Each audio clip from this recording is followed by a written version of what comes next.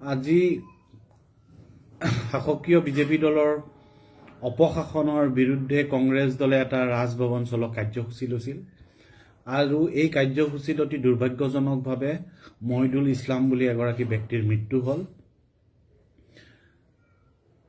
আৰক্ষী বাহিনী আচলতে ইয়াৰ বাবে পোনপটীয়াকৈ দায়ী কৰিব পাৰি। আৰক্ষী বাহিনীয়ে যি ধৰণে বাধা প্ৰদান কৰিছিল, লাঠিচাৰ্জ কৰিছিল, কন্দুৱা গেছ দিছিল আৰু অত্যাচাৰ কৰিছিল আৰু উদ্দেশ্যপ্ৰণোদিতভাৱে তেওঁলোকে এনেকুৱা এটা যদি বাধাই দিব ৰেজিষ্টেঞ্চ বা বাধা দিব লগীয়াই আছিল, তেতিয়াহ'লে তেখেতসকলে এখন এম্বুলেন্সৰ কিয় ব্যৱস্থা নকৰিলে?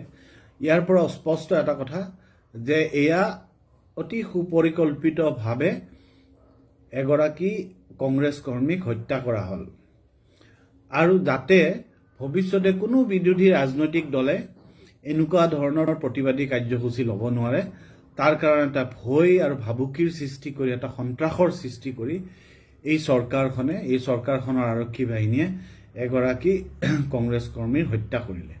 এই কাৰ্যক আমি ৰাইজৰ দলৰ ফালৰ পৰা তীব্ৰ গৰিহণা জনাইছোঁ আৰু এই চৰকাৰখনে এটা কথা আজি আৰু পুনৰবাৰ উদঙাই গ'ল যে কেৱল এনকাউণ্টাৰে নহয়, তেওঁলোকে আজিকালি মুক্ত হত্যাও আৰম্ভ কৰিলে।